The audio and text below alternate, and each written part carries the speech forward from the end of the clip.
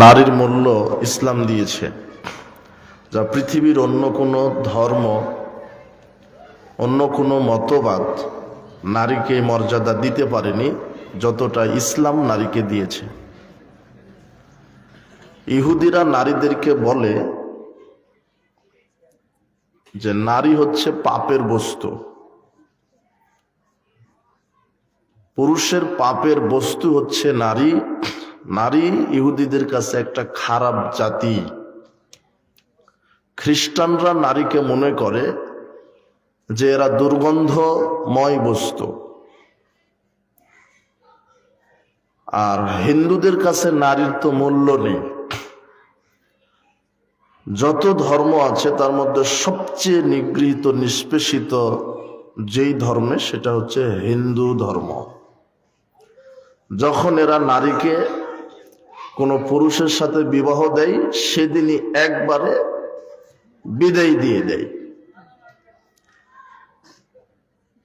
ওই নারী তার বাপের কাছ থেকে, মায়ের কাছ থেকে, ভাইয়ের কাছ থেকে কিছু পাবে, এটা হিন্দু ধর্মে আর এক লাইন লেখা নেই। যেদিন বিবাহ দিয়ে দিয়েছে সেদিন সবকিছু বাস মিটে গেছে। পৃথিবীর অন্যান্য ধর্মাবলম্বী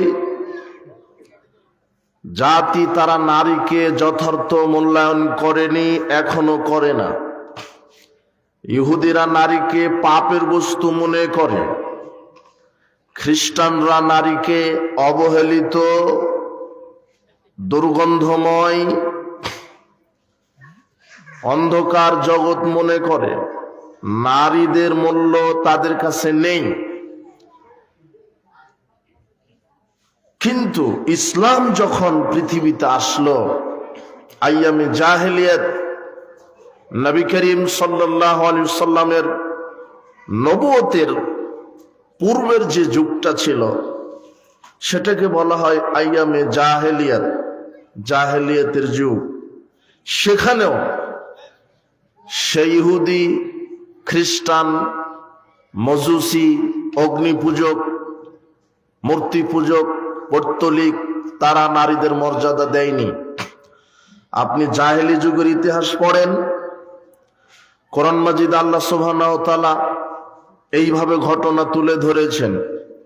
আল্লাহ বলছেন, ওয়াইযা বুশশিরা আহাদুহুম বিল উনসা, জাহেলি যুগের ছবি মূর্তি পূজক, পৌত্তলিক, ইহুদি, খ্রিস্টান, এদের নিকটে যখন তাদের কন্যা সন্তান জন্মগ্রহণের সুসংবাদ দেওয়া হতো, যখন কোনো পিতার কন্যা সন্তান জন্মগ্রহণ করত, আর এই সংবাদ যখন পিতার কানে পৌঁছাতো যে আপনি কন্যা সন্তানের বাপ হয়েছেন, দল্লা ওয়াজহু মুসওয়াদ্দাউ ওয়া হুয়া কাযীম, আল্লাহ বলছেন কন্যা সন্তানের এই সুসংবাদ পাওয়ার সাথে সাথে পিতার চেহারা কালো হয়ে যেত, আর অন্তরে সে কষ্ট, মনোকষ্ট ভুগতে লাগতেন। এটা জাহেলি যুগের মানুষের অভ্যাস, কৃষ্টি কালচার ছিল। তারা কন্যা সন্তান জন্মগ্রহণ করাকে অকল্যাণ মনে করেছে, কন্যা সন্তান মহিলাকে অপদার্থ ভেবেছে, তারা কন্যা সন্তানকে মর্যাদা দেয়নি। এমনও নিজের মান সম্মান মাটিতে মিশে যাবে, নাক ধুলায় ধূসরিত হবে, কপাল কেটে যাবে, এই চিন্তা করে নিজের বাপ নিজের মেয়েকে মাটি চাপা দিয়েছে। কায়েস বিন আসেম নামক এক ব্যক্তি নবী করিম সাল্লাল্লাহু আলাইহি ওয়াসাল্লামের নিকট এসে বলছেন, ইয়া রাসূলুল্লাহ, আমি ইসলাম কবুল করার পূর্বে জাহেলি যুগে ইন্নী ওয়াআদতু সামানিয়া বানাতিন লি ফিল জাহেলিয়া, আমি জাহেলি যুগে আমার 8টি কন্যা সন্তানকে নিজে জীবন্ত মাটি চাপা দিয়ে দিয়েছিলাম। এখন কি এই পাপ ক্ষমা হবে? আমি এখন ইসলাম কবুল করেছি। নবী করিম সাল্লাল্লাহু আলাইহি ওয়াসাল্লাম বলছেন, তোমার প্রত্যেকটি কন্যা সন্তানের বিনিময়ে একটি করে গোলাম আজাদ করো, তাহলে পাপ ক্ষমা হবে। তখন তিনি বলছেন, ইয়া রাসূলুল্লাহ, আমি গোলামের মালিক নই, আমি উটের মালিক। তখন নবী করিম সাল্লাল্লাহু আলাইহি ওয়াসাল্লাম বললেন যে ঠিক আছে তাহলে তুমি 8টি ওটকে কুরবানি করে দাও, আল্লাহ তোমার পাপ ক্ষমা করবেন। এরকম কত শত শত পিতা তার শত শত কন্যা সন্তানকে পাথর চাপা দিয়ে, মাটি চাপা দিয়ে জীবন্ত দাফন দিয়েছে। কেন? ওই সমাজের লোকেরা বলতো, আহা, লোকটা কন্যা সন্তানের বাপ হয়েছে, লোকটা কন্যা সন্তান জন্ম দিয়েছে, এই সংবাদ মেয়ের বাপ নিতে পারতো না, এটা তার অপমানের কারণ হয়ে দাঁড়াতো। আজকেও কিছু জাহেল পিতা আছে, আজকেও কিছু জাহেল মূর্খ মুসলমান নামের কলঙ্ক কিছু পিতা আছে, যারা কন্যা সন্তানের সুসংবাদ মেনে নিতে পারে না। স্ত্রী যখন গর্ভবতী থাকে, পাড়া প্রতিবেশী বন্ধু বান্ধব সবাইকে বলে, বন্ধু আমার স্ত্রী প্রেগনেন্ট আছে, দোয়া করো, আল্লাহ যেন ভালোভাবে সন্তান দান করেন। সবাইকে বলে, খালা, চাচি, মামা, খালু, ফুপু সবাইকে বলে, বন্ধু বান্ধব, ইউনিভার্সিটির শিক্ষক শিক্ষয়িত্রী যারা আছে সবাইকে বলে, সবাই দোয়া রাখেন আপনারা, আল্লাহ যেন আমাকে সৎ সন্তান দান করে। যেদিন স্ত্রী কন্যা সন্তান জন্মগ্রহণ করেছে সেই দিন লজ্জা শরম মনে করে, অপমান মনে করে, আর বন্ধু বান্ধবকে প্রতিবেশীকে এই খবর দেওয়া প্রয়োজনই মনে করে না যে তার কন্যা সন্তান জন্মগ্রহণ করেছে। বন্ধু যদিও বলে, ফোন দিয়ে যদি বলে, বন্ধু সন্তানের বাবা হলি, কই জানালি না তো, তখন এই ব্যক্তিটা, এই মেয়ের বাপ বলে, বন্ধু খুব বড় আশা নিয়েছিলাম ছেলে সন্তানের বাপ হব, কিন্তু হয়ে গেলাম তো মেয়ে সন্তানের বাপ, তাই আর কাউকে বলার জরুরি বোধ মনে করিনি। এরকম আছে না সমাজে? কিন্তু আজকে পরিবেশ পরিস্থিতিতে বালি চাপা দিতে পারছে না। আজও যদি ওরকম জাহেলিয়াতের ক্ষমতা থাকতো, তাহলে এই বাপ আজও বালি চাপা দিয়ে, মাটি চাপা দিয়ে মেরে দিত, কিন্তু দিতে পারে না। তার মানে কন্যা সন্তানকে অপমানের বস্তু মনে করে, কন্যা সন্তানকে ভারী বোঝা মনে করে। কিন্তু যারা ঈমানি চেতনা কলবে আছে, অন্তরে আছে, যারা আল্লাহর প্রতি বিশ্বাসী, মুহাম্মদ সাল্লাল্লাহু আলাইহি ওয়াসাল্লামের আদর্শে যারা বিশ্বাসী, যাদের ভিতরে ঈমানি চেতনা, ইসলামী মূল্যবোধ আছে, যারা ইসলামকে জানে, ইসলামকে বুঝে, ইসলামকে মানে, যারা আল্লাহ পরকালকে নিয়ে ভাবে চিন্তা করে, তাদের কাছে কন্যা সন্তান সবচেয়ে বড় সম্পদ, সবচেয়ে বড় নেয়ামত। আর এটাই জাহেলি যুগের নারীদেরকে জাহেলেরা মর্যাদা দেয়নি। ইসলাম ব্যতীত পৃথিবীতে কোনো ধর্ম, কোনো মতবাদ, কোনো ইজাম নারীদেরকে মর্যাদা দেয়নি। কিন্তু ইসলাম আসার পরে নারীকে এত মর্যাদা দিলেন, ইসলাম আসার পরে নারীকে এত মর্যাদা দিলেন, যেই জাহেলি যুগে কন্যা সন্তানকে মানুষ মাটি চাপা দিত, কিন্তু সেই ইসলাম সেই কন্যা সন্তানের বাপকে এত মর্যাদা দিলেন। আল্লাহর নবী বলছেন, মান আলা জারিয়াতাইন, যেই বাপ দুইটা কন্যা সন্তানের জনক হবে, আল্লাহর নবী বলছেন, হাদিস বুখারী মুসলিম, আল্লাহর নবী বলছেন, মান আলা জারিয়াতাইনে, যেই বাপ দুইটা কন্যা সন্তানকে প্রতিপালন করবে, হাত্তা তাবলুগা, একেবারে বালেগ হওয়া পর্যন্ত, যায়উমাল কিয়ামতি আনা হাকাজ ওয়া জামআ আসাবিয়াহু, আল্লাহর নবী বলছেন, দুই কন্যা সন্তানের বাপ আর আমি মুহাম্মদ সাল্লাল্লাহু আলাইহি ওয়াসাল্লাম এইভাবে একসাথে একই জান্নাতে থাকবো।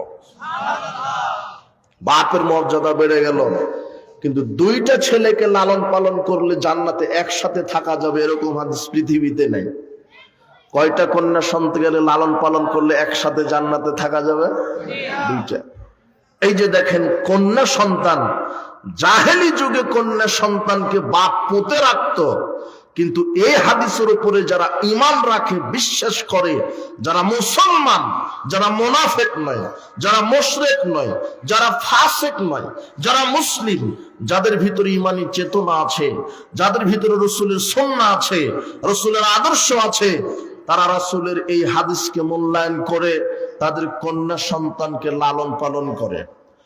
আবু সাঈদ খুদরি রাদিয়াল্লাহু আনহু বলছেন, রাসূল সাল্লাল্লাহু আলাইহি ওয়াসাল্লাম বলেছেন, মান আলা খালাসা বানাতিন, কোন পিতা যদি 3টা কন্যা সন্তানকে লালন পালন করে, 3টা কন্যা সন্তান, 1 লালন পালন করবে, 2 ফাআদ্দাবাহুন্না, সুন্দর শিষ্টাচার শিক্ষা দিবে।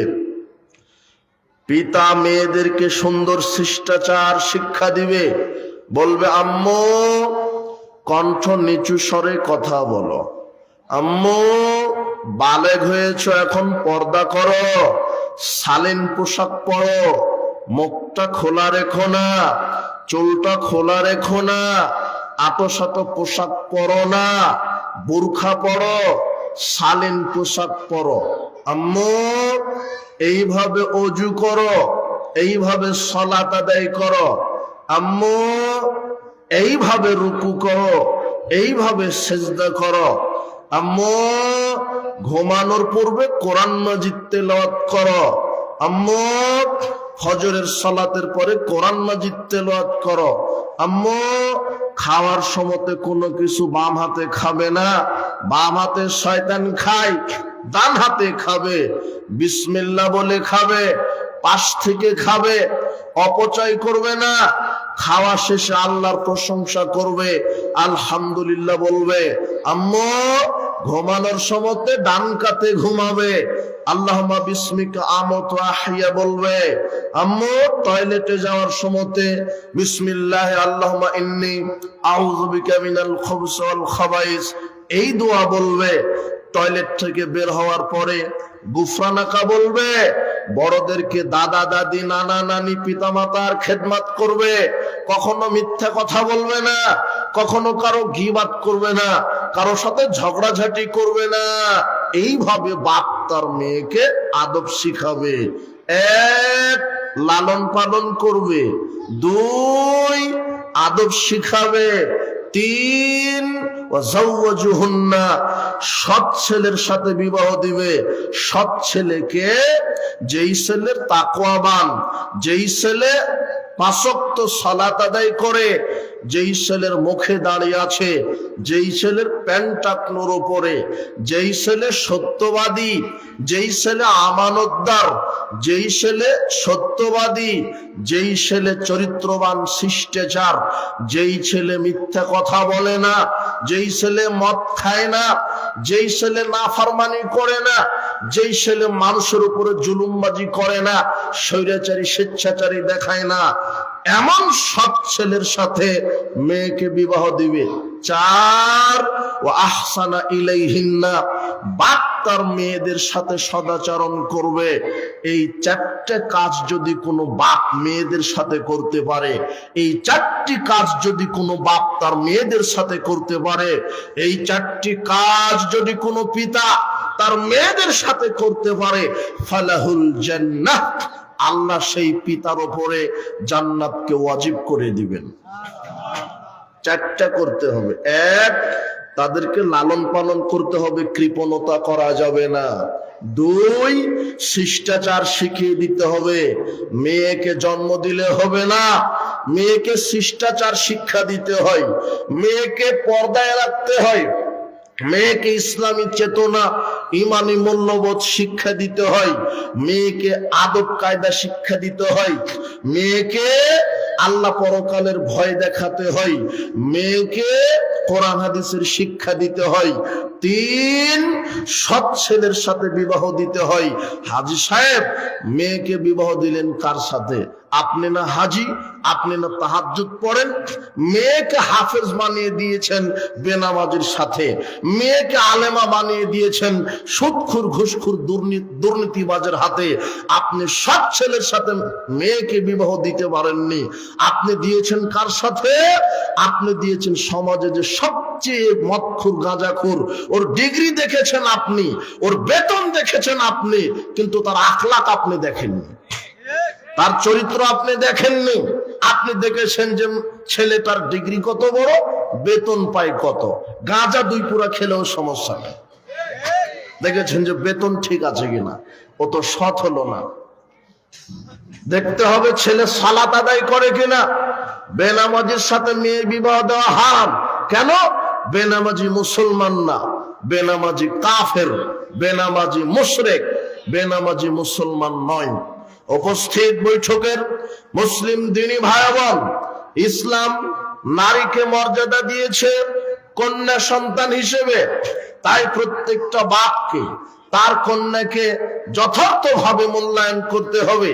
প্রত্যেকটা বাপকে যথার্থভাবে তার মেয়েদেরকে মূল্যায়ন করতে হবে, তাদেরকে সুন্দর শিষ্টাচার শিক্ষা দিতে হবে, তাদেরকে সৎ ছেলের সাথে বিবাহের ব্যবস্থা করে দিতে হবে, তাদের সাথে সদাচরণ করতে হবে। ইসলাম নারীকে অনেক মর্যাদা দিয়েছে। কিছু কিছু নাস্তিক আছে বাংলাদেশে যারা মিডিয়ার সামনে এসে বলে যে ইসলাম নারীকে ঠকিয়েছে। তো বলে কিভাবে? তো ওই যে 1 ছেলে সমান 2 মেয়ে, আল্লাহ ইসলামে নারীকে ঠকিয়েছে মানে বাপের সম্পদ 1 ছেলে যা পাবে 2 মেয়ে তা পাবে। তাহলে ইসলাম নারীকে কি করেছে? ঠকিয়েছে।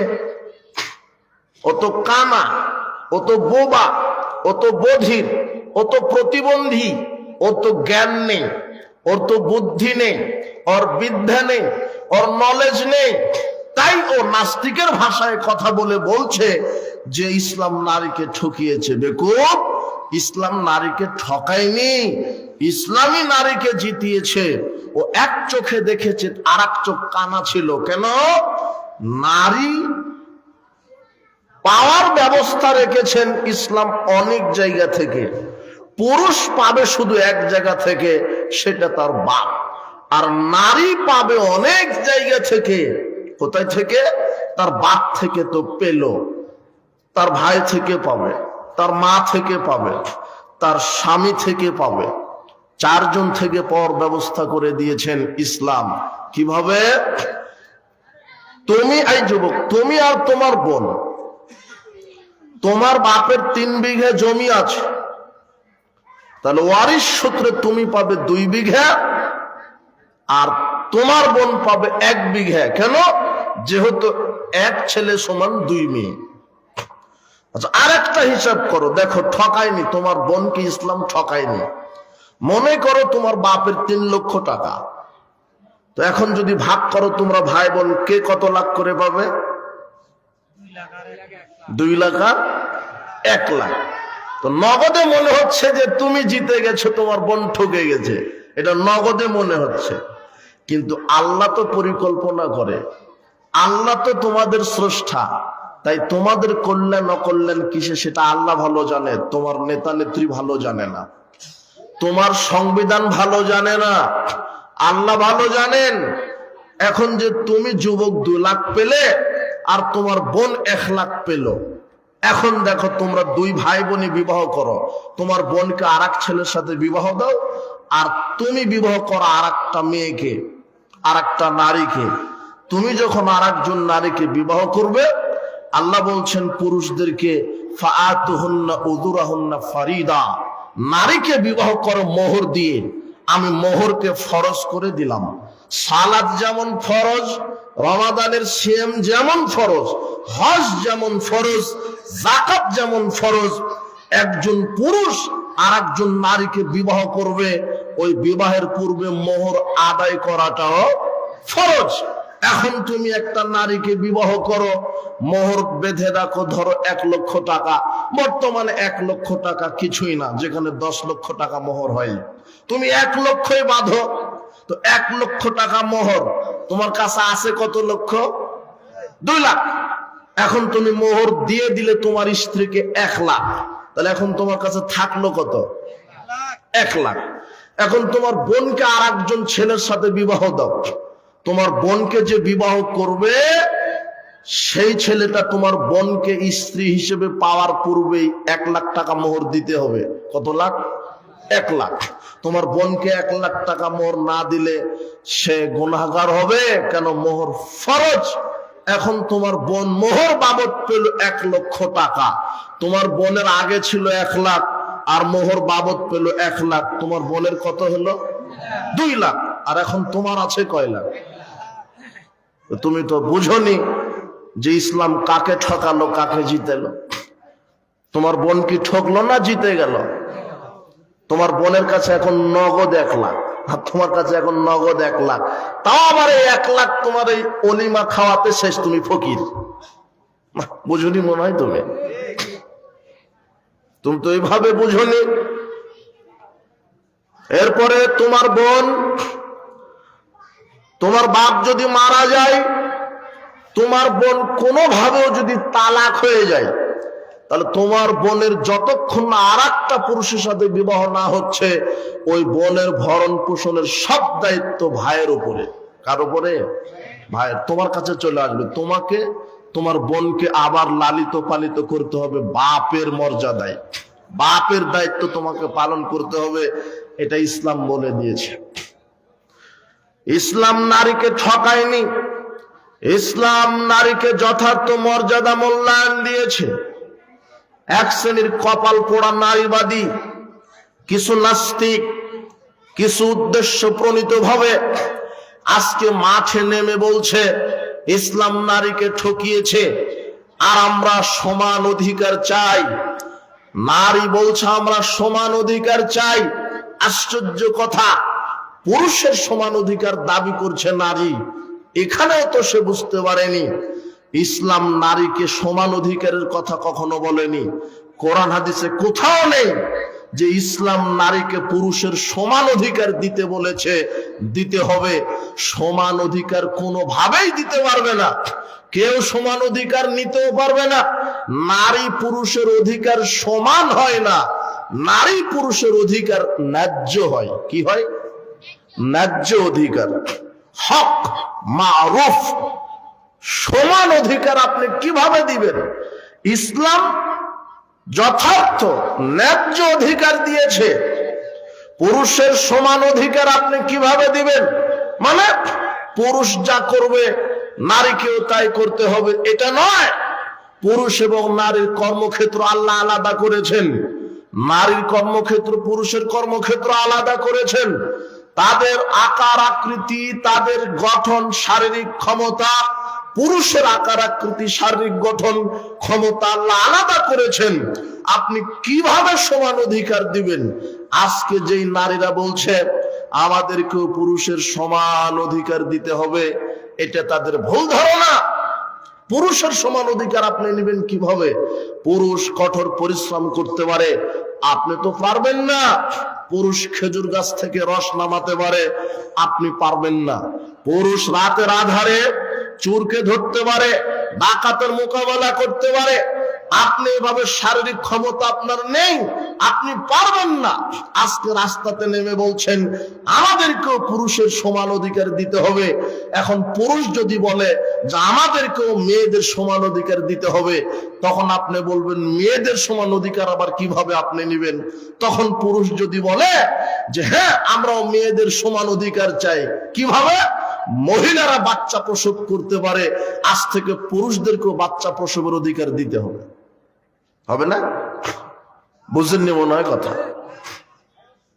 যেই নারী বলছে যে পুরুষের সমান অধিকার আমাদের দরকার, পুরুষ যদি বলে যে নারীর সমান অধিকার আমাদের দরকার, কি নারী যেমন বাচ্চা প্রসব করতে পারে, পুরুষও কি করবে? ওই নারীর কাছে অধিকার চেয়ে নেবে, বেটা তুমিও দাও আমাকে, তুমি বাচ্চা প্রসব করতে পারো, তোমার সমান অধিকার আমাকে দাও। সারা পৃথিবীর সব বিজ্ঞানী চেষ্টা করলে অধিকার ফেরত দিতে পারবে? এটা কি প্রদত্ত? আল্লাহ প্রদত্ত বিধান। সারা পৃথিবীর সব পুরুষ চেষ্টা করলেও কোন পুরুষের পেটে বাচ্চা প্রসব করা যাবে না। এই বিধান, এই সিস্টেম কার? তার মানে ইসলাম নারী পুরুষের সমান অধিকারের কথা বলেনি, ন্যায্য অধিকারের কথা বলেছে। নারীকে দিয়ে যতটুক কাজ হবে ততটুকুন, পুরুষকে দিয়ে যতটুক কাজ হবে ততটুকুন। সাবধান, ইসলাম পুরুষকে 4টা বিবাহের অধিকার দিয়েছে। নারী যদি বলে আমাকেও 4টা পুরুষকে বিবাহ করার অধিকার দাও, এটা কেমন হবে? কথা বুঝেননি মনে হয়? কিছু নারী বলছে এরা তো জ্ঞান পাপী, তো তুমি 4টা পুরুষকে বিবাহ করবা, তুমি যেদিন বাচ্চা প্রসব করবা বাচ্চা কার হবে? আশ্চর্য কথা। তাহলে এগুলি সমান অধিকার নয়, এগুলি ন্যায্য অধিকার। কার পক্ষ থেকে সুনির্দিষ্ট? আল্লাহর পক্ষ থেকে। এই জন্য ইসলাম যেভাবে আইন আল্লাহ প্রণয়ন করেছে, ওই আইনের পক্ষে, আইনের সামনে মাথা নত করতে মুসলমান বাধ্য। এই জন্য নারীকে ইসলাম মর্যাদা দিয়েছে কন্যা সন্তান হিসেবে। নারীকে ইসলাম মর্যাদা দিয়েছে, ভাইয়ের কাছে বোনের মর্যাদা আছে। যত যুবক আছো, বোনের দায়িত্ব তোমাদের উপরে, তোমরা মনে রেখো। তোমাদের বোন তোমাদের কাছ থেকে অনেক কিছু পাওয়ার অধিকার রাখে। তার প্রমাণ জাবের ইবনে আব্দুল্লাহ রাদিয়াল্লাহু আনহু বলছেন, জাবের রাদিয়াল্লাহু আনহু বলছেন, আমি এবং আমার রাসূল মুহাম্মদ সাল্লাল্লাহু আলাইহি সাল্লাম একদা এক যুদ্ধ থেকে ফিরে আসছিলাম। পথিমধ্যে আল্লাহর নবী আমাকে জিজ্ঞাসা করলেন যে তাজাওয়াজতা, তুমি কি বিবাহ করেছো? তখন জাবের বলছে, নাম, হ্যাঁ আমি বিবাহ করেছি। তো আল্লাহর নবী বলছেন, বিকরান আম সাইয়্যিবান, তুমি কি কুমারী মেয়েকে বিবাহ করেছো না বিধবা নারীকে বিবাহ করেছো? তুমি কি কুমারী নারীকে বিবাহ করেছো নাকি বিধবা নারীকে বিবাহ করেছো? তখন জাবের রাদিয়াল্লাহু আনহু বলছেন, বাল সাইয়্যিবান, বরং আমি বিবাহিতা নারীকে বিবাহ করেছি। রাসূল সাল্লাল্লাহু আলাইহি ওয়াসাল্লাম তখন বললেন, আফালা জারিয়াতান, তুমি কেন কুমারী মেয়েকে বিবাহ করলে না? তুলাইবুহা ওয়া তুলাইবুকা, তুমি তাকে আদর করতে, সে তোমাকে আদর করত। তুমি তার সাথে খেলাধুলা করতে, সে তোমার সাথে খেলাধুলা করত। কেন কুমারী মেয়েকে বিবাহ করলে না? তখন জাবের রাদিয়াল্লাহু আনহু উত্তর দিচ্ছেন, এই শোনো যুবক, তোমার যদি বোন থাকে তুমি বোনের কাছে তুমি ভাই। দেখো জাবের রাদিয়াল্লাহু আনহু রাসূলকে বলছেন, ইয়া রাসূলুল্লাহ, ইন্নালি আখওয়াতিন, আমার কয়েকটা বোন আছে। কোন বর্ণনায় 6 জন, 7 জন। জাবের রাদিয়াল্লাহু আনহু বলছেন, আমার 6টা বোন রেখে আমার আব্বা মারা গেছে উহুদের যুদ্ধে। আমার 6টা বোন আছে, তাই আমি ভাই হিসেবে আমার দায়িত্ব রয়েছে বোনদের উপরে। আমি এমন নারীকে বিবাহ করতে চাইলাম, আমি চাইলে কুমারী নারীকে বিবাহ করতে পারতাম, আমি চাইলে অল্প বয়সী কুমারী নারীকে বিবাহ করতে চাইতাম, আমার বোনের সমবয়সী নারীকে বিবাহ করতে চাইতাম, কিন্তু এমন নারীকে বিবাহ করলাম হোক বিধবা, তামসুতুহুন্না, যাতে করে আমার স্ত্রী আমার 6টা বোনকে শিষ্টাচার শিক্ষা দিতে পারে। কি শিক্ষা দিতে পারে? শিষ্টাচার শিক্ষা, আদব কায়দা, নম্রতা, ভদ্রতা, শালীনতা, এগুলি যেন শিক্ষা দিতে পারে। তাই আমি কুমারী মেয়েকে বিবাহ করিনি।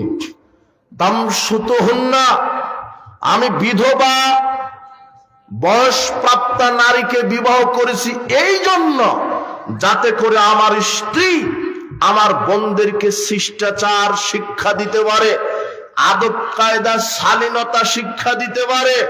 অতাকুমু আলাইহিন্না, তাদের উপরে ক্ষমতা প্রয়োগ করতে পারে। এই দুপুরবেলা বের হওয়া যাবে না, রাত 12টায় কেন ফিরলে? ভদ্র ভাষায় কথা বলো, পর্দা করো, মুখ সামলে কথা বলো, সালাত আদায় করো। এইভাবে ঝগড়া করো না, এইভাবে যাতে করে কঠোর হতে পারে। তাই আমি জ্ঞান প্রাপ্তা, বয়স প্রাপ্তা বিধবা নারীকে বিবাহ করেছি। ভাই তার বোনের উপরে দায়িত্ব পালন করতে গিয়ে কুমারী নারীকে বিবাহ করলো না কেন? কুমারী নারীকে বিবাহ করলে বোনদের সমবয়সী হয়ে যেতে পারে। তাই সমবয়সী আমার স্ত্রী আমার সমবয়সী বোনকে যখন শিষ্টাচার শিক্ষা দিতে যাবে, তখন আমার বোনেরা আমার স্ত্রীকে মেনে নিবে না। দেখো ভাই কত সচেতন। তুমি মনে রেখো, তোমার বাপ যদি মারা যায়, তাহলে বাপের অবর্তমানে তুমি ভাই তোমার বোনকে দেখে শুনে প্রতিপালন করতে হবে। এটা ইসলাম বলে। ভাইয়ের উপরে বোনের মর্যাদা, নারী হিসেবে বোনের মর্যাদা দিলেন ভাইয়ের নিকটে। তাকে পিতার অবর্তমানে বোনকে আগলে রাখবে কে? ভাই। কন্যা সন্তান হিসেবে তো বাপের কাছে মর্যাদা আছে, বোন হিসেবে ভাইয়ের কাছে মর্যাদা। নারীকে ইসলাম যে কত মর্যাদা দিলেন, মা হিসেবে সন্তানের কাছে মর্যাদা নেই। নারী মায়ের ভূমিকায় যখন থাকে, সর্বশ্রেষ্ঠ মর্যাদাবান সন্তানের কাছে কে? মা। একজন সাহাবী এসে বলছেন, ইয়া রাসূলুল্লাহ, আমার কাছে সবচেয়ে ভালো ব্যবহার পাওয়ার হক কে রাখে? আল্লাহর নবী বলছেন, তোমার মা। তিনি বলছেন, এরপরে কে? তোমার মা। তারপরে কে? তোমার মা। তারপরে কে? তোমার বাপ। কয় গুণ মর্যাদা বেশি সন্তানের কাছে মায়ের? 3 গুণ। মায়ের মর্যাদা। উকবা ইবনে আমির রাদিয়াল্লাহু আনহু বলছেন, রাসূল সাল্লাল্লাহু আলাইহি ওয়াসাল্লাম বলেছেন, ইন্নাল্লাহা হারামা আলাইকুম উকুকাল উম্মাহাত। আল্লাহ বলছেন, নিশ্চয় আল্লাহ তোমাদের উপরে তোমাদের মাতাদের অবাধ্যতা হওয়া হারাম করেছেন। মায়ের অবাধ্যতা হওয়া হারাম। মায়ের কথা মতো চলতে হবে, মায়ের দোয়া নিতে হবে, মাকে কষ্ট দেওয়া যাবে না। সন্তানের নিকটে মায়ের মর্যাদা আল্লাহ 3 গুণ বেশি বাড়িয়ে দিলেন। আল্লাহর নবী বলছেন, মার সাথে তোমরা নাফরমানি করবে না। মায়ের সাথে বেয়াদবি যদি করো, মায়ের নিকটে ক্ষমা চাইবে। এই মা তোমাকে গর্ভে ধারণ করেছে, কষ্টের পর কষ্ট সহ্য করে। কোরআন আল্লাহ বলেছেন, এই মায়ের সাথে তোমরা নাফরমানি করো না। এই মা তোমাকে গর্ভে ধারণ করেছে, কষ্টের পর কষ্ট সহ্য করে। যখন প্রসব বেদনা উঠেছে, কত যে কষ্ট। তুমি যখন পেটে ছিলে, তোমার মায়ের মুখে তেমন রুচি ছিল না, খেতে বসেছে বমন করে দিয়েছে। তোমাকে পেটে নিয়ে ঘুমাতে পারেনি, একটু ঘুম এসেছিল, তুমি পেটের ভিতরে লাথি মেরে দিয়েছিলে।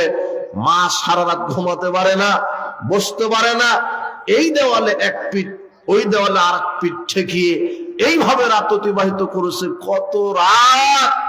এরপরে যখন প্রসব বেদনা উঠেছে, তোমার মা তোমার পিতাকে গোপনে ডেকে বলেছিল, শোনো, একসাথে অনেক দিন সংসার করেছি, ভুল ত্রুটি হয়ে যেতে পারে, হয়তোবা আমি মারা যাব। এমন কষ্ট, এই কষ্ট সহ্য করা কঠিন। চাবি থাকলো, সংসার থাকলো, দেখে শুনে রাখো।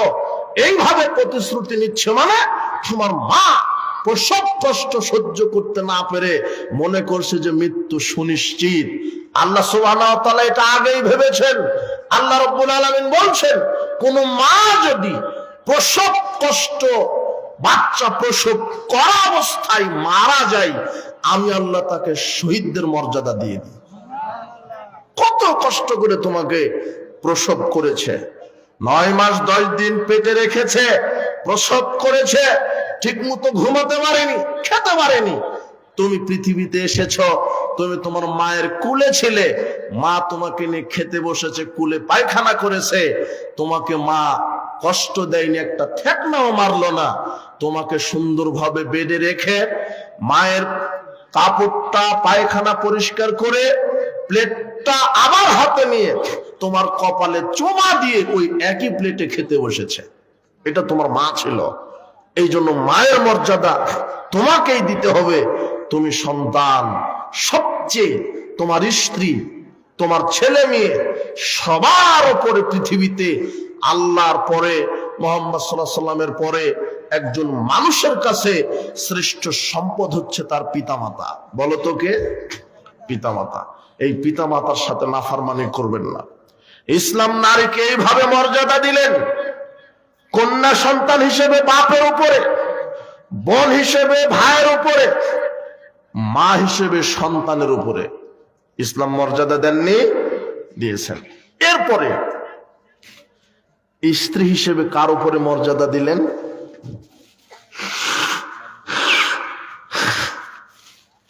কার উপরে মর্যাদা দিয়েছেন স্ত্রী হিসেবে? স্বামীর উপরে। ওই স্ত্রীকে কবুল বলার পূর্বে মোহর নির্ধারণ করতে হবে। কম মর্যাদা স্ত্রীর কথা বুঝনি তুমি? ওকে কবুল বলতে পারবে না কি নির্ধারণ না হওয়া পর্যন্ত? মোহর। আল্লাহ মোহর ফরজ করে দিয়েছেন। তোমার স্ত্রীর মর্যাদা আছে তোমার উপরে। আল্লাহ বলছেন তুমি তোমার স্ত্রীর ভরণ পোষণ দাও, তাকে থাকার ব্যবস্থা দাও, তার চিকিৎসা, তার নিরাপত্তা। একজন নারীর বিবাহের পূর্বে তার থাকা, তার খাওয়া, তার পড়া, তার চিকিৎসা সবকিছু দায় দায়িত্ব পিতার ছিল। কিন্তু যেই দিন তুমি কবুল বলেছ, সেই দিন থেকে ওই নারীর মরা পর্যন্ত তার থাকা, তার সিকিউরিটি, তার নিরাপত্তা, তার চিকিৎসা, তার খাওয়া, তার পড়া সব দায়িত্ব কার উপরে ফরজ হয়ে গেছে? স্বামীর উপরে। এই স্ত্রীকে দেখে শুনে রাখতে হবে, ওটা তোমার সম্পদ। একজন সাহাবী নবী করিম সাল্লাল্লাহু আলাইহি সাল্লামের নিকটে জিজ্ঞাসা করছেন, মা হাক্কু যাওজাতি আহাদিনা আলাইহি, আল্লাহর নবী, আমাদের নিকটে আমাদের স্ত্রীরা কি হক পায়? আমাদের নিকটে আমাদের স্ত্রীরা কি হক পায়? তখন আল্লাহর নবী বলছেন, আন তুতইমাহা ইযা তুইমতা, তোমরা যেই মানের খাবে স্ত্রীকে সেই মানেরই খাওয়াবে। আপনি বাহিরে বা বিভিন্ন জায়গাতে ভালো ভালো খাবেন আর স্ত্রীকে ভালো খাওয়াবেন না, তাহলে স্ত্রীর উপর আপনি জুলুম করলেন। আপনি যেই মানের খাবেন স্ত্রীকে সেই মানের খাওয়াবেন, তাহলে হবেন আদর্শ স্বামী। ও তাকসুয়াহি জাক্তাসাইতা, আপনি যেই মানের পোশাক পরিধান করবেন সেই মানের পোশাক স্ত্রীকে পরিধান করাবেন। ওয়ালা তুকাব্বিহ, স্ত্রীকে গালি দিবেন না, স্ত্রীকে অশ্লীল ভাষা, স্ত্রীর সাথে ঝগড়া করবেন না। ওয়ালা তাজরিবিল ওয়াজহা, স্ত্রীর মুখের উপরে মারবেন না। মারাও যদি লাগে তাহলে কোথায় মারা যাবে না? মুখের উপরে। স্ত্রীকে মারপিট করবেন না। রাসূল সাল্লাল্লাহু আলাইহি ওয়াসাল্লাম বলছেন, তোমরা তোমাদের স্ত্রীকে দাসীর মতো পিটায়ও না। কেন? তুমি পিটাবে কিন্তু রাত্রে তো তার কাছেই যেতে হবে, তখন তো শরম করবে না? এই জন্য পিটাবেন না। স্ত্রীকে পিটাতে হয় না, স্ত্রীকে নসিহা করতে হয়, স্ত্রীকে বুঝাতে হয়। আল্লাহর নবী সাহাবীদেরকে বলতেন, সাহাবীরা যখন বাহিরে বেশি ঘোরাফেরা করতেন, আল্লাহর নবী তখন বলতেন, ইরজিউ ইলা আহলিকুম, তোমরা বাড়িতে ফিরে যাও, তোমাদের স্ত্রীর নিকটে ফিরে যাও। ওয়ামুরহুম, তাদেরকে নির্দেশ দাও। ওয়াল্লিমুহুম, কোরআন হাদিস শিখাও। ফাকিমু ফিহিম, তোমরা তোমাদের স্ত্রীকে বেশি বেশি সময় দাও। আজকে আপনি স্ত্রীকে মূল্যায়ন করেন না, স্ত্রীকে সময় দেন না। বাহিরে রাস্তাঘাটে অমুক মোড়ে অমুক স্থলে পড়ে আছেন, জিনা, স্ত্রীকে সময় দিবেন, স্ত্রীর সাথে পরামর্শ করবেন, স্ত্রীর কাজে সহযোগিতা করবেন। আল্লাহর নবী বলছেন, তোমরা বাড়িতে থাকো, বাড়িতে সময় দাও, পরিবারকে সময় দাও, ছেলে মেয়েকে সময় দাও, স্ত্রীর হক আদায় করো, স্ত্রীর কাজে সহযোগিতা করো। আল্লাহর নবী আয়েশা রাদিয়াল্লাহু আনহা বলছেন, কানা রাসূলুল্লাহ সাল্লাল্লাহু আলাইহি ওয়াসাল্লাম ফি মেহনাতি আহলি ইয়ানি খিদমাত আহলি। আল্লাহর নবী সাধারণ মানুষের মতোই আমাদের পরিবারে আমাদেরকে সাহায্য করতেন। ঘর ঝাড়ু দেওয়া, রান্নার কাজে তিনি বকরির দুধ দহন করতেন, জুতাতে তালি লাগাতেন, সংসারের কাজ করতেন। ফাইজা হাদারা সালাত, যখন সালাতের আজান হয়ে যেত তখন তিনি সালাতের জন্য বের হয়ে যেতেন। নবী করিম সাল্লাল্লাহু আলাইহি ওয়াসাল্লাম স্ত্রীকে সংসারের কাজে কি করতেন? সাহায্য করতেন। আপনি কি করেন? মুহাম্মদ সাল্লাল্লাহু আলাইহি ওয়াসাল্লাম সাধারণ মানুষ নন, তিনি রাষ্ট্রপতি, তিনি প্রধানমন্ত্রী, এত বড় ব্যক্তি, তিনি আল্লাহর নবী, তিনি বিশ্ব নবী, সর্বশ্রেষ্ঠ নবী রাসূল, এমন পাওয়ারফুল মানুষ, তার স্ত্রীকে সংসারের কাজে কি করতেন? আর আপনি সামান্য ভ্যান চালক হয়ে বলেন রান্নাই করতে শিখিসনি। আপনার মশানি আলাদা। সামান্য ভ্যান চালক হয়ে স্ত্রীকে ওইভাবে কষ্ট দিচ্ছেন কেন? 365টা দিন স্ত্রী আপনাকে রান্না করে খাওয়ালো, সেই স্ত্রীর পাশে একদিন রান্নাঘরে যান না, রান্নার কাজে একটু সহযোগিতা করেন, তার চেহারার ঘাম একটু মুছে দেন। তার রান্নার দোষ ত্রুটি আপনি ধরবেন কেন? দুই একদিন রান্না বিস্বাদ হতেই পারে, লবণ একটু বেশি হতেই পারে, তাই আপনি গালি দিবেন? জি না, স্ত্রীকে গালি দিতে হবে না। স্ত্রীর সবসময় প্রশংসা করবেন, স্ত্রীর সুনাম করবেন, বদনাম করবেন না, স্ত্রীর প্রশংসা করবেন, স্ত্রীকে গালি দিবেন না। স্বামীর ওপরে স্ত্রীর হক আছে, স্ত্রীকে দেখে শুনে রাখবে, স্ত্রীকে ভালোবাসবে, স্ত্রীর হক আদায় করবে। এরপরে আল্লাহর নবী বলছেন, ওয়ালা তাহজুর ইল্লা ফিল বাইত, নিজের বাড়ি ছাড়া স্ত্রীকে কোথাও যেতে দিবেন না।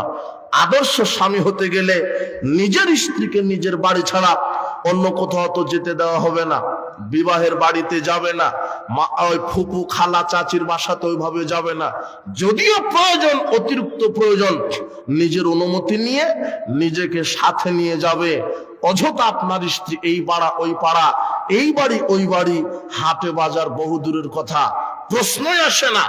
আপনার স্ত্রী বাজারে যাবে না, আপনার স্ত্রী হাটে যাবে না, আপনার স্ত্রীদের মার্কেট করতে যাবে না, আপনার স্ত্রী সংসারের কোনো প্রয়োজনের চাল হোক, লবণ হোক, মাছ হোক, তরি তরকারি হোক, কাপড় হোক, আপনার স্ত্রী করবে না, আপনাকেই করতে হবে। কেন?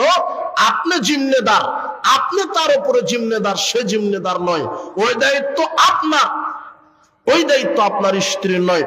উপস্থিত বৈঠকের মুসলিম দিনী ভাই বোন, এই জন্য স্ত্রী হিসেবে মর্যাদা দিলেন আল্লাহ। স্বামীর ওপরে 5টি দায়িত্ব পালন করতে হবে, 5টি দায়িত্ব। আর আদর্শবান স্বামী হতে গেলে 8টি দায়িত্ব লাগে। এক, আদর্শ স্বামীর বৈশিষ্ট্য থাকবে 8টি। এক, যেই মানের খাবেন সেই মানের খাওয়াবেন। 2, যেই মানের পরিধান করবেন কাপড় সেই মানের পরিধান করাবেন। 3, স্ত্রীকে গালি দিবেন না। 4, স্ত্রীর মুখের উপরে মারবেন না। 5, নিজের বাড়ি ছাড়া অন্য কোথাও যেতে দিবেন না, থাকতে দিবেন না। 6, ওয়ানফিক আলা ইয়ালিক মিন তাওলিক, সামর্থ্য অনুযায়ী ব্যয় করবেন, কৃপণতা করবেন না। অনেক পিতা আছে কৃপণতা করে, ছেলে মেয়ের টাকা লাগে, 500 টাকা দিয়েছেন, 200 টাকা, আরো 300 টাকা লাগে, আপনার ছেলে এখন ওই 300 টাকার জন্য চুরি করবে। কথা বুঝেননি মনে হয়? বাপ এমনিতেই হওয়া যায় না, বিচক্ষণতার নাম বাপ। ছেলের কয় টাকা লাগে, মেয়ের কয় টাকা লাগে। কৃপণতা করলে ছেলে মেয়ে চুর হবে, ডাকাত হবে। লাগে 500 টাকা দিলেন, 300 টাকা, ওই 200 টাকা চুরি করবে, 200 টাকা দুর্নীতি করবে। আবার বেশি দেওয়া যাবে না, লাগে 500 টাকা দিলেন, 700 টাকা টাকা আছে, ওই 200 টাকা দিয়ে মদ, গাঁজা, বিড়ি, সিগারেট কিনে খাবে। কথা বুঝেননি মনে? উভয় বিপদ। এই জন্য বাপ হতে গেলে খুব যোগ্যতার ভিত্তিতে দায়িত্ব পালন করতে হবে। আল্লাহর নবী বলছেন, আলা কুল্লুকুম রাইন, প্রত্যেকেই দায়িত্বশীল। বাপ তার পরিবারের উপরে দায়িত্বশীল, তার মেয়ের ব্যাপারে, তার ছেলের ব্যাপারে, তার স্ত্রীর ব্যাপারে আল্লাহ বিচার মাঠে জিজ্ঞাসা করবেন। সাবধান, ছেলের লাগে যত টাকা হিসাব করবেন, তার পরীক্ষার ফি কয় টাকা লাগে। সে যে প্রতিদিন মাদ্রাসায় যায়, টিফিনের কয় টাকা লাগে, তার কাপড়ের কয় টাকা লাগে, তার মোবাইল খরচ কয় টাকা, এগুলো হিসাব করার নাম বাপ। লাগে 500 টাকা দিলেন, 1000 টাকা, ওই 500 টাকা দিয়ে সে পাপের কাজে ব্যয় করবে। সাবধান, আপনি সতর্কতার সাথে। এই জন্য আল্লাহর নবী বলছেন, তুমি তোমার সামর্থ্য অনুযায়ী খরচ করো, কৃপণতা করো না। 6, তুমি তোমার সামর্থ্য অনুযায়ী পরিবারের উপরে খরচ করো। আল্লাহর নবী বলছেন, ইযাম ফাকার রাজুল আলা আহলি বাইতিহি ইহতাসিবুহা, যখন কোনো বাপ, যখন কোনো দায়িত্বশীল তার পরিবার, স্ত্রী, ছেলে মেয়ের জন্য ব্যয় করে, ফাহুয়া লাহু সাদাকা, আল্লাহ সেটা সাদাকার সমান নেকি দান করে দেন। আল্লাহর নবী বলছেন, দিনারুন আনফাকতাহু ফি সাবিলিল্লাহি আযজা ওয়া জাল, কোন ব্যক্তি যদি 1 টাকা আল্লাহ রাস্তায় দান করে, মসজিদ, মাদ্রাসা, ইয়েতিম, ফকির, দিনারুন আনফাকতাহু ফিল মাসাকিন, 1 টাকা যদি মিসকিনকে দান করে, ও দিনারুন আনফাকতাহু ফি রাকাবাতিন, 1 টাকা যদি দাস মুক্তির জন্য দান করে, দিনারিন ফি আহলিক, আর 1 টাকা যদি তার পরিবারের জন্য দান করে, আজামু হাজরাত দিনার আল্লাযী তুনফিকু আলা আহলিক, সবচেয়ে ওই 1 টাকার নেকি আল্লাহ বেশি দিবেন, যেই 1 টাকা তার স্ত্রী, তার মেয়ে, তার ছেলে সন্তানের জন্য খরচ করা হয়েছে। পরিবারের উপরে যেই টাকা খরচ করা হয়েছে, ওই টাকা সবচেয়ে বেশি নেকি আল্লাহ দান করবেন। এই জন্য পরিবারের জন্য কৃপণতা করবেন না, সতর্কতার সাথে মধ্যম পন্থা অবলম্বন করে পরিবারের জন্য খরচ করবেন। 7 নম্বর দায়িত্ব হবে একজন পুরুষ, একজন স্বামীর জন্য কি, ওয়ালা তারফা আসাকা আদাবান ওয়ালা তারফা আনহুম আসাকা আদাবান, যে পুরুষ হবে, কাপুরুষ নয়, যে পুরুষ হবে, আল্লাহর নবী তাকে বলছেন, সে যেন শিষ্টাচারের একটা লাঠি, সেটা যেন ওই দরজায় ঝুলিয়ে রাখে। আল্লে কানা আসাকা বাবেক, আল্লাহর নবী বলছেন, তোমরা লাঠিটা দরজার সামনে ঝুলিয়ে রাখো, ওটা যেন হয় শিষ্টাচারের লাঠি। স্ত্রী যখন রুমে ঢুকবে, ঢোকার আগেই যেন লাঠিটা দেখতে পায়। ছেলে মেয়ে যখন ঘরে ঢুকবে, ঢোকার আগেই যেন লাঠিটা দেখতে পায়। যদি ছেলে মেয়ে স্ত্রী লাঠি দেখে, তখন ছেলে মেয়ে স্ত্রী বলবে না, উল্টা পাল্টা হলেই এটা, বোঝেননি মনে হয় কথা। আল্লাহর নবী বলছেন, আল্লেক, ঝুলিয়ে রাখো, আসাকা, তোমার লাঠি, আলা বাবেক, দরজার উপরে। আল্লাহর নবী বলছেন, দরজার উপরে লাঠিটা ঝুলিয়ে রাখো। তাহলে ছেলে বলবে, ওহো, জোহরের সালাত যদি ঠিক মতো আদায় না করি, আর আব্বা যদি জানতে পারে, তাহলে এটা আমার পিঠে আছে। মেয়ে মনে করবে, ওহো, আব্বা তো বলেছিল যে কোচিং 4টা থেকে 5টা পর্যন্ত 1 ঘন্টা, আর বাড়িতে আসতে লাগবে আধা ঘন্টা, তাহলে 5:30টায় পৌঁছাতে হবে, 5:30, 5:30 বাড়িতে পৌঁছাতে হবে, কিন্তু 5:40 আসলেই 10 মিনিটে 10টা পিটন পড়বে, এইটা লাঠি আছে। তাহলে আপনার মেয়ে আর লুচ্চামি করতে পার্কে যাবে না। কথা বুঝেননি মনে হয়। আপনার ওই মেয়েটা 1 ঘন্টা কোচিং করে মাস্টারের সাথে, আর 8 ঘন্টা কোচিং করে মালাকুল মৌতের সাথে, চলে গেছে বয়ফ্রেন্ডের সাথে, আর বলছে যে আব্বা আমি কোচিং এ এখনো আছি। তো আমি আজকে ওইভাবে কথা বলতে চাচ্ছি না, শুধু নারীর মর্যাদা বলতে গিয়ে যে আপনাকে নারীকে চালাতে হবে, ক্ষমতা রাখতে হবে। আব্দুল্লাহ ইবনে মাসউদ রাদিয়াল্লাহু আনহু বলছেন, রাসূল সাল্লাল্লাহু আলাইহি ওয়াসাল্লাম বলেছেন, ইয়া মাশারাশ শাবাব, হে যুবকেরা, মান ইসতাতা মিনকুমুল বাত, যদি পুরুষ হও ফালিতাজাওয়াজ, তাহলে বিবাহ করো। পুরুষ হলে বিবাহ করতে বলছেন, যারা কাপুরুষ তাদেরকে বিবাহ করতে বলেননি। হে যুবক দল, তোমরা যদি পুরুষ হও তাহলে বিবাহ করো। কেন? বিবাহ করলে বউ হবে, বউকে চালানোর ক্ষমতা রাখতে হবে। বিবাহের 1 বছর পরে সন্তান হবে, 7 বছর পরে সন্তানের বয়স 7 বছর হবে। 7 বছর হলে ছেলে মেয়েকে ওযু শিখাতে হবে, ঈমান শিখাতে হবে, আমল শিখাতে হবে, কোরআন শিখাতে হবে, হাদিস শিখাতে হবে। তাকে 7 বছর হলে সালাতের নির্দেশ দিতে বলেছেন। আল্লাহর নবী বলছেন, মুরু আওলাদাকুম বিস সালাত ওয়া হুম আবনাউ 7 সিনিন, তুমি তোমার সন্তানদেরকে সালাতের নির্দেশ দাও যখন তার বয়স 7 বছর। ওয়াদরিবুহুম আলাইহা মাবনাউ 10 সিনিন, তুমি তোমার সন্তানদেরকে প্রহার করে সালাত আদায় করাও যখন তার বয়স 10 বছর। তার মানে বিবাহ করলে বউ হবে, বউয়ের সাথে আপনি সন্তানের বাপ হবেন। সন্তানকে বউকে চালানোর ক্ষমতা থাকতে হবে, তার নাম পুরুষ। এই জন্য আল্লাহর নবী বলছেন পুরুষ হলে বিবাহ করো। আর পুরুষ হলে 8টা জিনিস লাগে। তার 7 নম্বর হলো শিষ্টাচারের লাঠিটা উঠিয়ে নেওয়া যাবে না। আপনার ঘরে যেন শিষ্টাচারের লাঠি থাকে। পিটিয়ে ছেলে মেয়েকে সোজা করতে হবে। লাঠি ছাড়া পৃথিবীতে কেউ সোজা হয় না।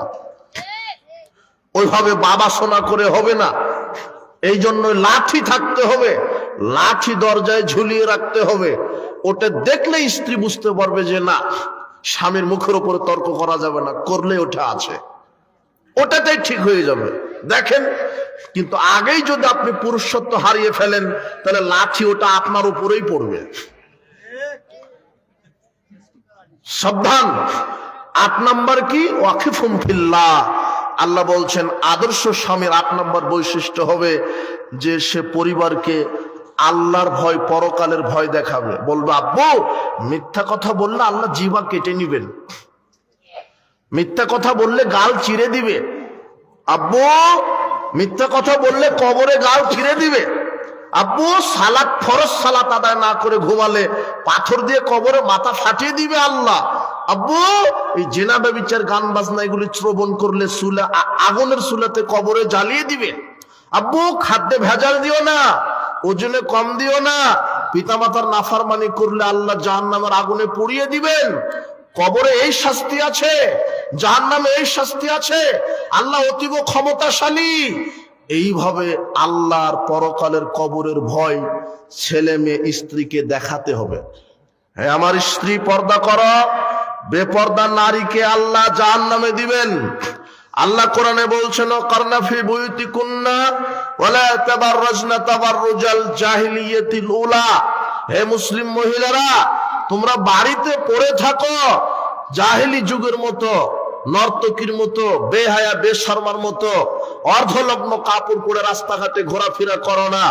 আবু হুরায়রা রাদিয়াল্লাহু আনহু বলছেন রাসূল সাল্লাল্লাহু আলাইহি ওয়াসাল্লাম বলেছেন সিনফানে মিন আহলিন নার, 2 শ্রেণীর মানুষ জাহান্নামে যাবে, লাম আরাহুমা যাদেরকে আমি দেখিনি, কওমুন মাহুম সিয়াতিন কাযনাবিল বাকারে, 1 শ্রেণীর মানুষের হাতে ওই গাভী পরিচালনা করার মতো লাঠি থাকবে, ইয়াদরিবুনা বিহান নাস, যা দ্বারা মানুষকে পিটাবে।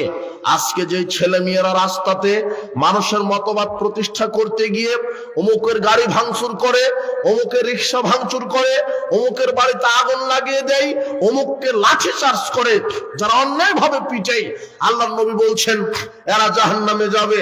দ্বিতীয় শ্রেণী হচ্ছে নিসাউন কাসিয়াতুন আরিয়াতুন, ওই মহিলা যারা কাপড় পরে থাকে অর্ধনগ্ন, কাপড় পরার পরেও পিছনটা প্রকট হয়ে আছে, কাপড় পরার পরেও বুকটা তাদের ফিত হয়ে আছে, স্ফীত হয়ে আছে, কাপড় পরার পরও মাথার চুল চেহারা দেখা যায়, অর্ধনগ্ন পোশাক।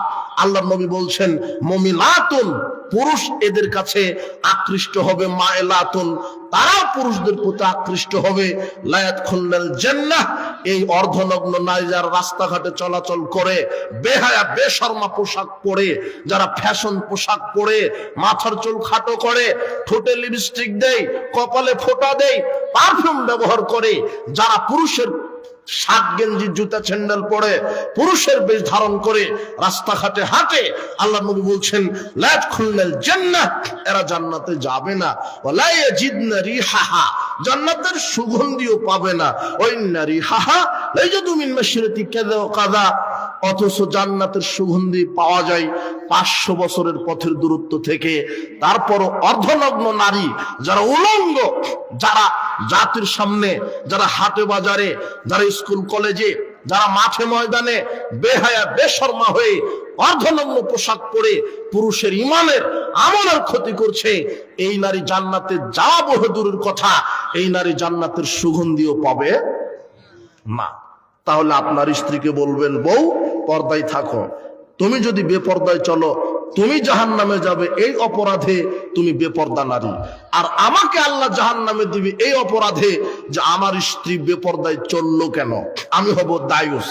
ওমর ইবনুল খাত্তাব রাদিয়াল্লাহু আনহু বলছেন, আব্দুল্লাহ ইবনে উমর রাদিয়াল্লাহু আনহু বলছেন, রাসূল সাল্লাল্লাহু আলাইহি সাল্লাম বললেন, সালাসাতুন কাদ হারামাল্লাহু আলাইহিমুল জান্নাহ, তিন শ্রেণীর মানুষ জান্নাতে যাবে না, হারাম। তার এক, মুদমিনুল খামর, যারা মাদক সেবন করে। দুই, রাজলাতুম মিনান নিসাই, যারা পুরুষের বেশ ধারণ করে, যেই মহিলা পুরুষের বেশ ধারণ করে। তিন, ওয়াদায়ুস, দায়ুস আল্লাযী কুরফালিল খাবাসা, দায়ুস জান্নাতে যাবে না। দায়ুস কে? যে তার স্ত্রী, যার মেয়ে, যার বোনকে বেপরদায় চলার সুযোগ করে দিয়েছে, সে হবে দায়ুস। উভয়ে ক্ষতিগ্রস্ত। আপনার স্ত্রী বেপরদায় চললে আপনার স্ত্রী জাহান্নামে, আর আপনি হবেন দায়ুস, আপনিও জাহান্নামে। আপনার জন্য জান্নাত হবে না যদি আপনার স্ত্রী বেপরদায় চলে। এই জন্য পরিবার ঠিক করুন। আল্লাহ সুবহানাহু ওয়া তাআলা এই জন্য বলছেন, ইয়া আইয়ুহাল্লাযিনা আমানু কু আনফুসাকুম ওয়া আহলিকুম নারা, হে বিশ্বাসীগণ, তোমরা নিজে জাহান্নামের আগুন থেকে বাঁচো আর পরিবারকে জাহান্নামের আগুন থেকে বাঁচানোর চেষ্টা করো।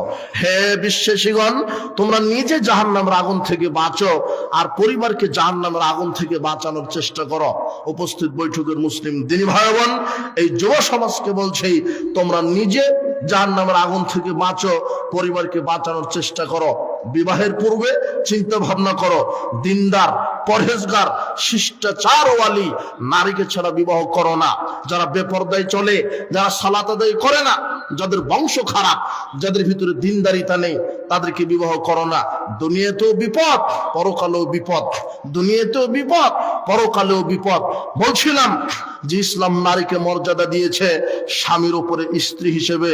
এই জন্য মা বোনদেরকে বলবো, হে মা বোন, আপনি আপনার স্বামীকে মূল্যায়ন করে চলুন। আবার স্বামী যারা আছেন পুরুষ, তাদেরকে বলছি, এই 8টি দায়িত্ব পালন করবেন, স্ত্রীর হক আদায় করবেন। শুধু যে স্ত্রী আপনার খেদমত করবে বিষয়টা এমন নয়, স্ত্রীরও হক আপনাকে আদায় করতে হবে। তাকে থাকার জায়গা দিতে হবে সুন্দর, তাকে খাওয়ার জায়গা দিতে হবে, অসুস্থ হলে সেবা করতে হবে, তার সাথে পরামর্শ করতে হবে, তাকে সময় দিতে হবে। সে যদি মায়ের বাড়িতে, বাপের বাড়িতে যেতে চায়, অনুমতি দিতে হবে। একেবারে আটকিয়ে রাখা যাবে না। তবে আবার বারবার মাসে 2-4 বার বাপের বাড়িতে যেতে চাচ্ছে এরকম নয়। বছরে 2 বার, 1 বার, 4 বার যেতে অনুমতি দেন, সাথে আপনিও যাবেন। এগুলি আপনার স্ত্রীর হক, স্ত্রীর অধিকার। আপনি আপনার স্ত্রীর হক আদায় করেন, তাকে ঠিক মতো খেতে দেন, ঠিক মতো পড়তে দেন, সুন্দর বাসস্থান দেন। অসুস্থ হলে সেবা করেন, তার পাশে থাকেন, তার প্রশংসা করেন, তাকে সহযোগিতা করেন। রাসূল সাল্লাল্লাহু আলাইহি ওয়াসাল্লাম স্ত্রীদের পাশে থেকেছেন, স্ত্রীর প্রশংসা করেছেন। স্ত্রীকে নিয়ে কোনোদিন গালি দিবেন না, তাকে নিয়ে কটু কথা বলবেন না, তাকে সময় দিবেন, তাকে সম্মান করবেন। সে আপনার স্ত্রী। আল্লাহর নবী বলছেন, তোমাদের মধ্যে সেই ব্যক্তি উত্তম যে তার স্ত্রীর নিকটে উত্তম। আর জেনে রাখো জাতি, আমি আমার স্ত্রীগণের নিকটে উত্তম। সুবহানাল্লাহ। আমি আমার স্ত্রীগণের নিকটে উত্তম। খৈরুকুম লি আহলি। আল্লাহর নবী বলছেন, তোমাদের নিকটে সেই ব্যক্তি উত্তম যে তার স্ত্রীর কাছে উত্তম। আপনি কি আপনার স্ত্রীর কাছে উত্তম হওয়ার চেষ্টা করুন। বিচারের মাঠে আল্লাহ স্ত্রীর নিকটে স্বামীর সার্টিফিকেট নেবেন, নিয়ে স্বামীকে জান্নাত দিবেন। আবার স্বামীর নিকটে স্ত্রীর চরিত্রের সার্টিফিকেট নেবেন, নিয়ে স্ত্রীকে জান্নাতে দিবেন। উভয়ের চরিত্রের সার্টিফিকেট যেন বিচারের মাঠে সুন্দরভাবে দিতে পারি আমরা। আল্লাহ তুমি কবুল করো। এই জন্য আপনি আপনার স্ত্রীর কাছে ভালো হন, আপনার স্ত্রী যেন আপনার কাছে ভালো হয়। এরপরে বলবো, উপস্থিত বৈঠকের দিনই মা বোন, মুসলিম মা বোন, আপনাদেরকে বলছি যে আপনাদের হক যেমন স্বামীর উপরে আছে, ঠিক স্বামীর হক আপনাদের উপরে আছে। স্বামীর হক কি? স্বামীর অনুমতি ছাড়া বাড়িতে কোনো পুরুষকে ঢুকতে দিবেন না। স্বামীর অনুমতি ছাড়া হাটে বাজারে এই বাড়ি ওই বাড়ি, খালার বাড়ি, ফুপুর বাড়ি যেতে পারবেন না। আল্লাহর নবী বলছেন, লা ইয়াহিল্লু লিমারআতিন আনতা সুমা ওয়া জাওজুহা শাহিদুন ইল্লা বিইজনি। কোন নারীর জন্য এটা হালাল নয় যে নারী তার স্বামীর অনুমতি ছাড়া নফল সিয়াম রাখবে। নফল সিয়াম যদি রাখতে চান স্বামীর অনুমতি লাগবে। ওয়ালা তাজানা ফি বাইতিল্লাহি বিইজনি, নিজের বাড়িতে কাউকে ঢুকতে দিবেন না স্বামীর অনুমতি ছাড়া। নিজের বাড়িতে কাউকে ঢুকতে দেওয়া যাবে না স্বামীর অনুমতি ছাড়া। স্বামীর খেদমত করতে হবে, এ কথাই ঠিক। স্বামীর বাধ্য থাকতে হবে, এ কথাই ঠিক। কিন্তু অধিকাংশ পরিবারে স্ত্রী স্বামীর অনুগত থাকবে, এটাই স্বাভাবিক। কিন্তু আজকে দেখা যায় যে অধিকাংশ স্বামীকেই স্ত্রী অনুগত থাকতে হয়।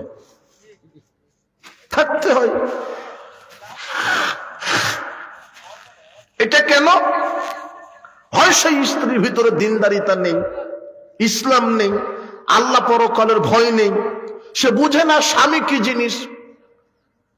এরকম অধিকাংশ পরিবার হয়। এমন মহিলারা আছে যারা একরোখা মেজাজি হয়, ও যেটা বুঝে সেটাই বুঝবে। অথবা তার পিতামাতার প্রভাব প্রতিপত্তি সম্পদশালী হওয়ার কারণে সে চিন্তা করে আমি কেন একজন পুরুষের চাকরানি হব, আমার পিতার এই আছে, ইন্ডাস্ট্রি আছে, আমার পিতা অমুক নেতা। পিতামাতার প্রতিপত্তি সম্পদ বেশি হওয়ার কারণে অনেক মেয়েরা অহংকারী হয়ে ওঠে। এই জন্য মা বোন, স্বামী আপনার ভিক্ষুক, তারপরও সে স্বামীকে মূল্যায়ন করতে হবে। মহিলাদের জন্য জান্নাতে যাওয়ার অনেক মাধ্যম, তার একটা সবচেয়ে বড় মাধ্যম হচ্ছে স্বামী। স্বামীকে সন্তুষ্ট না করা পর্যন্ত কোনো নারী জান্নাতে ঢুকতে পারবে না। জান্নাতে যাওয়ার অনেক মাধ্যম নারীদের, তার একটা বড় মাধ্যম হচ্ছে স্বামী। স্বামীকে শান্তি তৃপ্তি দিয়েই জান্নাত। আব্দুল্লাহ ইবনে আবি আওফা রাদিয়াল্লাহু আনহু বলছেন, রাসূল সাল্লাল্লাহু আলাইহি ওয়াসাল্লাম বললেন, ওয়াল্লাযী নাফসু মুহাম্মাদিন বিয়াদিহি, সেই সত্তার কসম যার হাতে মুহাম্মাদের আত্মা রয়েছে, লা তুআদ্দিল মারআতু হাক্কা রাব্বিহা হাত্তা তুআদ্দি হাক্কা যাওজিহা। আল্লাহর নবী বলছেন, ওই নারী ততক্ষণ তার রবের হক আদায় করতে পারে না যতক্ষণ ওই নারী স্বামীর হক আদায় না করে। স্বামীকে মূল্যায়ন করতে হবে মা বোন। আবু হুরায়রা রাদিয়াল্লাহু আনহু বলছেন, রাসূল সাল্লাল্লাহু আলাইহি ওয়াসাল্লাম বলেছেন, লাউ কুনতু উমিরা আহাদান আয়াসজুদা লি আহাদিন লামারতুল মারআতান তাসজুদা লি যাওজিহা। আমি যদি কোনো মানুষকে মানুষ হিসেবে সেজদা দিতে বলতাম, তাহলে আমি পৃথিবীর সমস্ত স্ত্রীদেরকে বলতাম তোমরা তোমাদের স্বামীকে কি করো? সেজদা করো। কিন্তু যেহেতু মানুষ মানুষকে সেজদা করতে পারে না, তাই এটা হবে না। যদি থাকতো, আমি যদি নির্দেশ দিতাম, তাহলে স্বামীকে সেজদা দেওয়ার জন্য নির্দেশ দিয়ে যেতাম পৃথিবীর সব স্ত্রীকে। স্বামী কত মর্যাদাপূর্ণ, স্বামী কত গুরুত্বপূর্ণ। একজন মহিলা আল্লাহর নবীর কাছে এসেছেন কোনো একটা প্রয়োজনে, তো রাসূল সাল্লাল্লাহু আলাইহি ওয়াসাল্লাম কোনো কথা ছাড়াই বলছেন, আযাতু যাওজিন আনতি, তোমার কি স্বামী বেঁচে আছে? ক্বালাত নাআম, স্ত্রী বলছেন হ্যাঁ। মহিলাটা বলছেন হ্যাঁ, আমার স্বামী বেঁচে আছে। কাইফা আনতি লাহু, আল্লাহর নবী বলছেন তুমি তোমার স্বামীর জন্য তুমি কেমন? তখন মহিলা বলছে, মা আলুহুল্লাহ মা আজাস্তু আনহু, আমি আমার স্বামীর 100% খেদমত করি, কোনো কমতি করি না, কিন্তু আমার স্বামী আমাকে তেমন পাত্তা দেয় না, আমার হক আদায় করে না, কমতি পাই। তখন আল্লাহর নবী বলছেন, ফাংজুরি আইনা আনতি মিনহু, তুমি অপেক্ষা করো, ধৈর্য ধরো, তোমার স্বামীকে ছেড়ে কোথায় চলে যাবে? ফাইন্নামা হুয়া জান্নাতুকা ওয়া নারুকা, স্বামী তোমার জান্নাতের কারণ, স্বামী তোমার জাহান্নামে যাওয়ার কারণ। মামুন, স্বামীকে মূল্যায়ন করে স্বামীকে মেনে নিয়ে জান্নাত। আনাস রাদিয়াল্লাহু আনহু বলছেন, রাসূল সাল্লাল্লাহু আলাইহি ওয়াসাল্লাম বলেছেন, ইন্নাল মারআতা ইযা সাল্লাত খামসাহা। উপস্থিত বৈঠকের মুসলিম দিনী বোন, মা বোন, আপনাদেরকে বলছি, রাসূল সাল্লাল্লাহু আলাইহি ওয়াসাল্লাম বললেন, কোন নারী যখন 4টে কাজ করবে, 1 5 ওয়াক্ত ফরজ সালাত, 2 সামাত শাহরাহা, রমাদানের সিয়াম, 3 ওয়াহাসানাত ফারজাহা, লজ্জাস্থানের হেফাজত, 4 ওয়াতাদবালাহা, স্বামীর আনুগত্য, স্বামীর খেদমত, স্বামীর অনুগত থাকা। এই 4টি কাজ যদি কোনো নারী করে, 1 5 ওয়াক্ত সালাত, 2 রমাদানের সিয়াম, 3 লজ্জাস্থানের হেফাজত, 4 স্বামীকে মেনে নেওয়া, স্বামীর আনুগত্য করা, তারপরে আল্লাহ নবী বলছেন ফালতাদখুল মিন আইয়ুন আবওয়াবিল জান্নাতি সাত, আল্লাহ ওই নারীর জন্য তখন জান্নাতের 8টি দরজা খুলে দিবেন। এই জন্য মা বোন, আপনি স্বামীকে মূল্যায়ন করুন। সংসারে অশান্তির অনেক একটা মূল কারণ হয়ে দাঁড়ায় যেই স্বামী স্ত্রীর ভিতরে মিল নেই, মহব্বত নেই, ভালোবাসা নেই। অথচ আল্লাহ বলছেন লিতাসকুনু ইলাইহা, আমি স্বামী স্ত্রীকে, নারী পুরুষকে সৃষ্টি করে স্বামী স্ত্রীর মর্যাদা দিয়েছি এই জন্য যাতে করে স্ত্রী স্বামীর কাছে তৃপ্তি পায়, স্বামী তার স্ত্রীর কাছে তৃপ্তি পায়। এই জন্য উপস্থিত বৈঠকের মুসলিম দিনী ভাই ও বোনদের প্রতি আমাদের আহ্বান থাকবে, আপনারা প্রত্যেকেই পরস্পরের হক আদায় করবেন। স্বামীর হক স্ত্রীর উপরে আছে যেমন, স্ত্রীর হক স্বামীর উপরে আছে তেমন। বলছিলাম যে ইসলাম নারীর মর্যাদা দিয়েছে, আপনি নারীকে মূল্যায়ন করেন, নারীকে অবমূল্যায়ন করবেন না। ইসলাম নারীকে বোন হিসেবে মর্যাদা দিয়েছে, মেয়ে হিসেবে মর্যাদা দিয়েছে, স্ত্রী হিসেবে দিয়েছে, আপনার মা হিসেবে দিয়েছে, খালা হিসেবে মর্যাদা দিয়েছে। যাদের খালা আছে, ফুপু আছে, তাদেরও খেদমত করবেন। যাই হোক, আল্লাহ সুবহানাহু ওয়া তাআলা আমাদেরকে কোরআন এবং সহিহ সুন্নাহর আলোকে নারী জাতি, যে আল্লাহ সুবহানাহু ওয়া তাআলা নারী পুরুষকে সৃষ্টি করেছেন, এই নারীকে মূল্যায়ন করে, নারীকে মর্যাদা দিয়ে। কিন্তু আজকে এই নারীরা নিজের মর্যাদা নিজে হারিয়ে ফেলেছে। ও আচ্ছা আচ্ছা, অনেকে কিছু টাকা দিবে না, জি ওটা দিয়ে দেন। কিন্তু আজকে এই নারীরা নিজেদের ভুলের কারণে নিজেদের মর্যাদা হারিয়ে ফেলেছে।